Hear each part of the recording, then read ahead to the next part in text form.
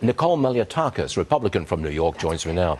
Congresswoman, the mayor has police stationed at migrant shelters, but cuts safety agents for schools. We're having to pay the price for these migrants, right? That's what's happening.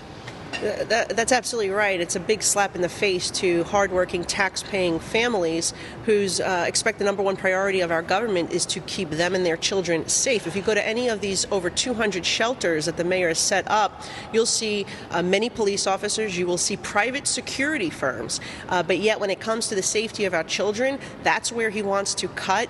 Look, the numbers are already down, 1,200 school safety agents from the pre-COVID pandemic levels, and now he's going to cancel this class. And it's at a time where we are seeing not only our ally at war, and anything can happen here at any time, we need to be vigilant and prepared.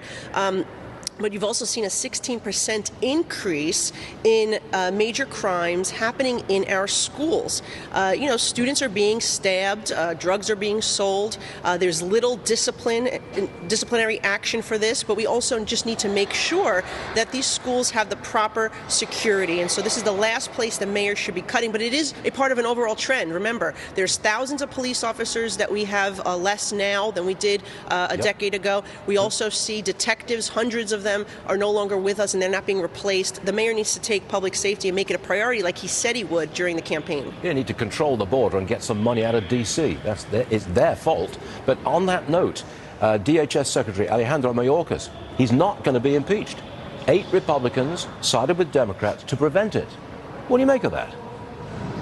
Yeah, I was disappointed by that. I think this secretary needs to be impeached. He is allowing over 1.7 million individuals to come into our country undetected on top of the roughly 6 million. I'm disappointed that my colleagues did not vote. So what happens now? I mean, he's not going to be impeached, well, he's not going to be removed. He's there, and he's going to stay there until the end of this administration. So what happens now? I mean, they're just going to keep coming. I think we're going to continue to push.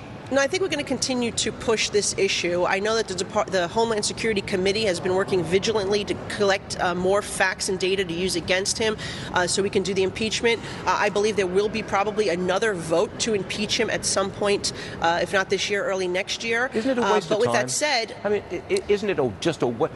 Even if you impeach him and remove him, the border stays out of control. Isn't it just a waste of time? I don't think it's a waste of time. I think really what we need to do is elect a new president that will put the policies in place. Look, we've tried everything we can. We've done hearings, we've done press conferences, we've done legislation.